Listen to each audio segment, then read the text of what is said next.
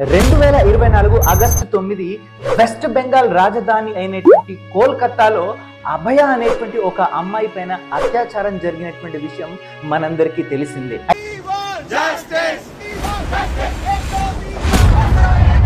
అయితే 2024 అభయ సంఘటన కంటే ముందు 2013 కోల్కతాలోని బరాసత్ డిస్ట్రిక్ట్ లోపల కుముదిని అనేటువంటి అమ్మాయిని కూడా అత్యంత దారుణంగా అత్యాచారం చేసి చంపడం జరిగింది.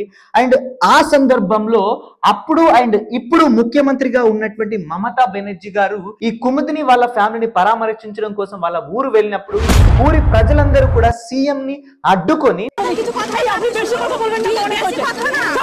ఈ రాష్ట్ర మహిళలకు భద్రత కల్పించడంలో ఈ రాష్ట్ర ప్రభుత్వం కంప్లీట్ గా ఫెయిల్ అయిపోయింది. మీరు అస్సలు కూడా కుముదిని వాళ్ళ ఫ్యామిలీని పరామర్శించొద్దు అని వ్యతిరేకించినా కూడా మమతా బెనర్జీ గారు కుముదిని వాళ్ళ ఫ్యామిలీని కలిసి ఎవరైతే ఈ దారుణానికి పాల్పడ్డారో వాళ్ళని నెల రోజుల్లో ఉరి తీస్తాం, అంతేకాకుండా ఇలాంటి సంఘటనలు ఇంకెప్పుడు కూడా జరగకుండా జాగ్రత్త పడతామని వాళ్ళ కుటుంబానికి మాట ఇవ్వడం జరిగింది.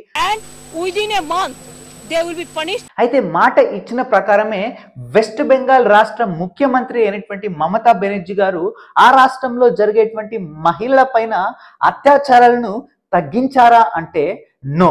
According to national crime records bureau 2022లో ఇచ్చినటువంటి రిపోర్ట్స్ ప్రకారం వెస్ట్ బెంగాల్ లోపల ప్రతి 7.8 గంటలకి ఒక అత్యాచారం అనేటువంటి జరుగుతుంది మహిళ పైన. అండ్ ఈ అత్యాచారాలు అనేటువంటివి ఎవ్రీ ఇయర్ పెరుగుతూనే వస్తూ ఉన్నాయి. మరి దీనిపైన మీ ఒపీనియన్ ఏంటి? వెస్ట్ బెంగాల్ రాష్ట్రం లోపల ఉన్నటువంటి మహిళలకు భద్రతను కల్పించడంలో వెస్ట్ బెంగాల్ ప్రభుత్వం సక్సెస్ఫుల్ అయిందా అవ్వలేదా?